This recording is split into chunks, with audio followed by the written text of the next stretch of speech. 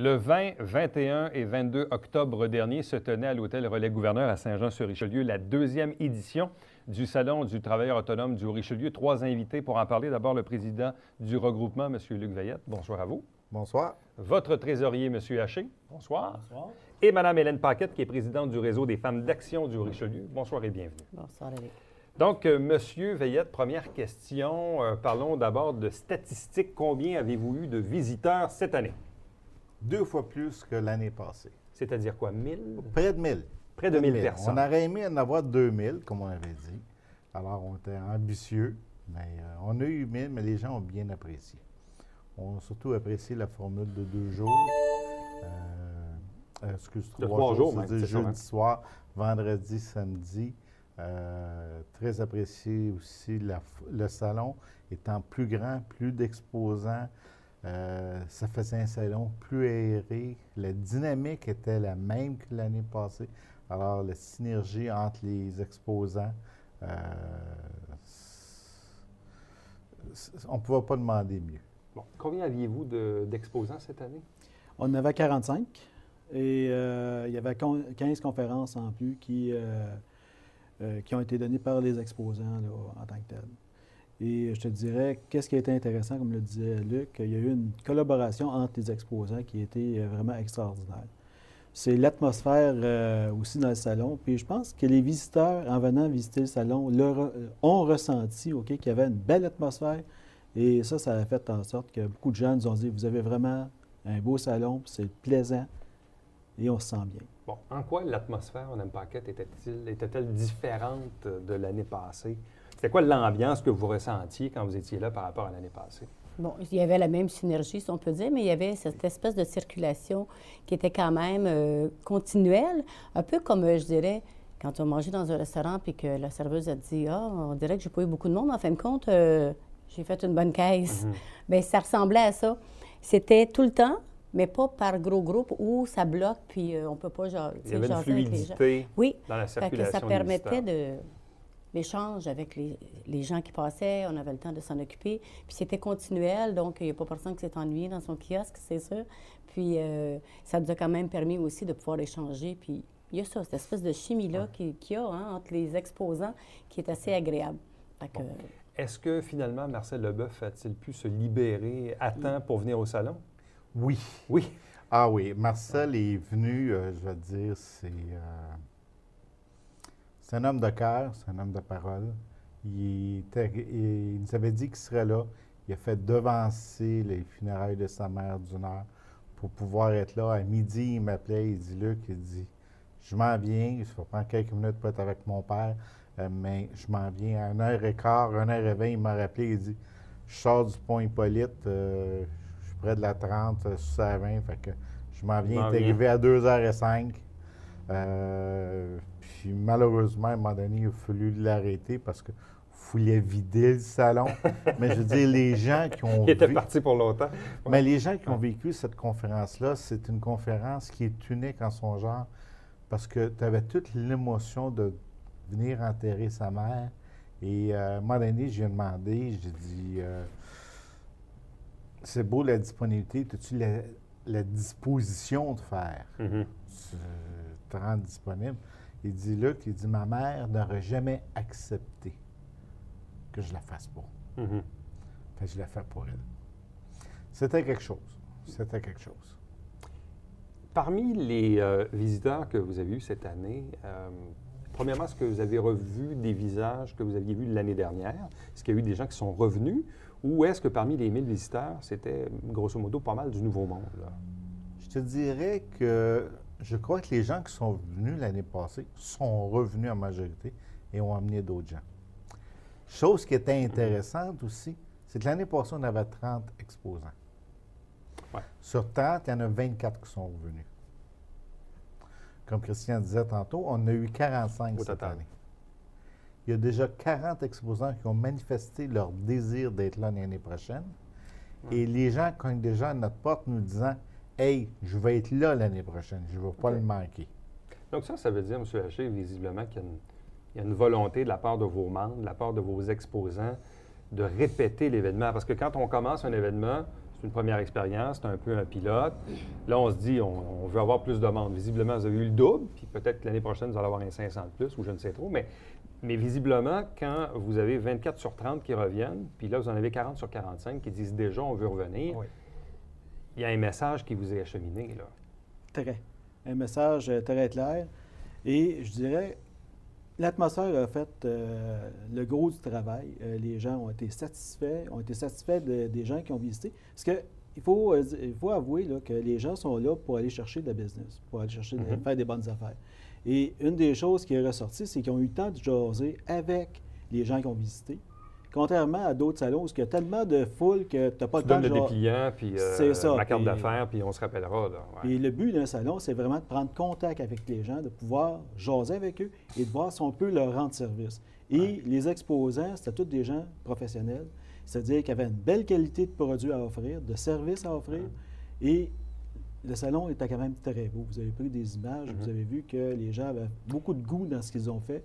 Et ça fait en sorte que les gens ont arrêté, ont Ça jasé paraît, là. et ils ont fait de la business. Bon, Madame Paquette, justement, avez-vous entendu, comme on dit en anglais, ce fameux feedback, là? Est-ce que vous avez eu de belles histoires qui vous ont été racontées, comme quoi les gens ont fait de bonnes affaires, ont rencontré des clients et que ça a donné du potentiel à leur entreprise?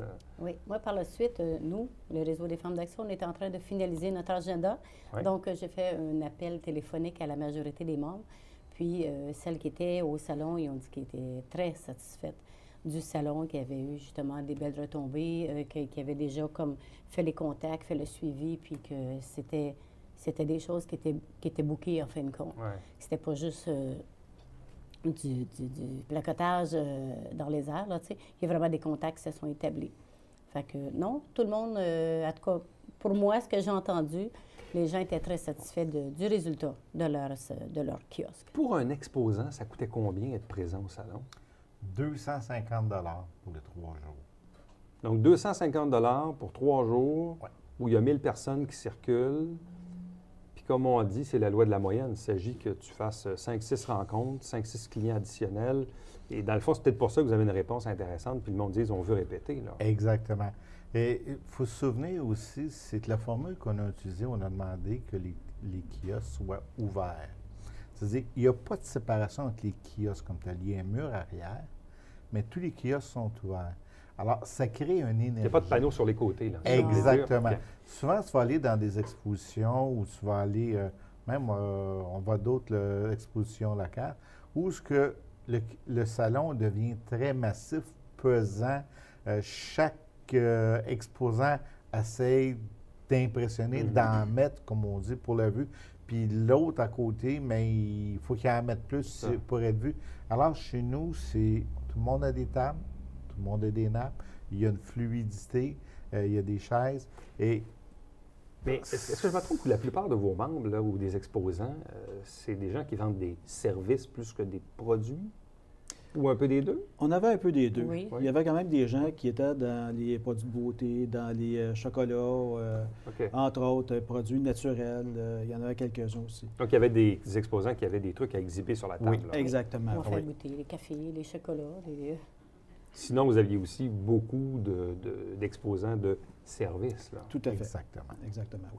Puis la chose, tantôt, tu parlais du coût. Le coût n'est pas vraiment important. Si tu vas chercher une rentabilité presque immédiate sur ton salon, le coût n'est pas important en tant que tel. C'est sûr que nous, on l'a fait pour être très abordable, c'est-à-dire on ne charge pas des prix exorbitants.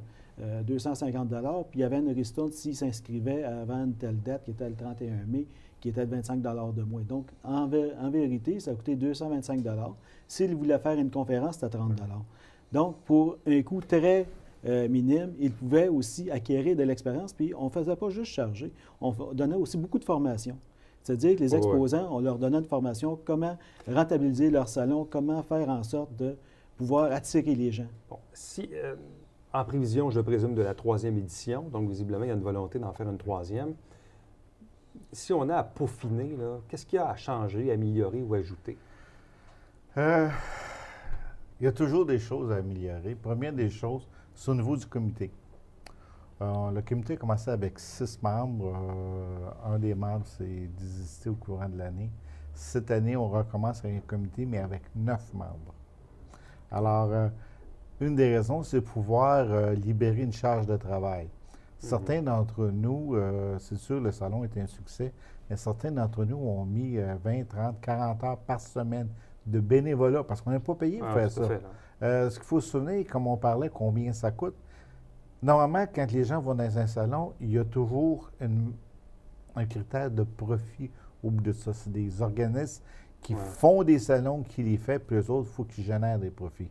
Nous autres, c'est à but non lucratif. Vous aviez une cause, par contre, hein, c'est ça? C'est ça. C'était la Maison INA cette année. Avez-vous réussi quand même à ramasser quelques dollars pour la maison? Oui, la Maison INA a ramassé près de 300 Mhm. Mais Ah surtout, oui. ils ont eu l'opportunité de se faire connaître. Ouais. Mhm. La visibilité, c'est... un Donc, gros la morceau visibilité pour le- aide pour beaucoup, là. Oui, oui. Il y a- Oui, Mme Paquet? Oui, il y a le côté publicité. On va focuser différemment l'année prochaine aussi, parce que le Salon des travailleurs autonomes, on s'est aperçu que pour certains, on les échappe. Salon des travailleurs autonomes, un travailleur autonome, il y en a qui ne savent pas trop à quoi associer Ouais. le travailleur autonome. Donc, au niveau marketing, c'est Au pas... niveau marketing, ouais. on avait la diffusion, si on peut dire, là, ça a été bien, mais le but visé n'a pas été peut-être atteint complètement. Il va falloir davantage cibler ce qu'on présente au salon pour que les gens ils sachent que oui, ça peut Quitte à les changer de intéresser. nom.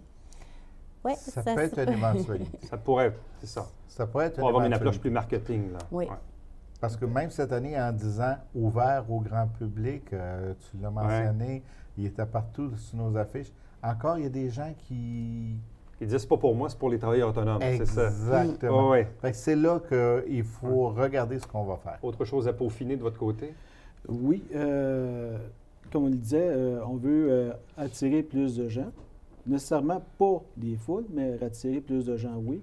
Et faire en sorte aussi que l'exposant puisse avoir aussi une bonne visibilité en tant que tel. Une des choses qui était le but du salon en premier de tout, c'était de faire connaître les travailleurs autonomes. Ça, je pense que jusqu'à présent, on a atteint ce but-là. Les gens ont pu exprimer qui sont les travailleurs autonomes, qu'est-ce qu'ils font. Et surtout, on est dans tellement de domaines différents comme travailleurs autonomes que les gens ne pensaient pas à ça. Donc, il s'agit à cette heure de le faire connaître beaucoup plus largement. À vous trois, merci beaucoup.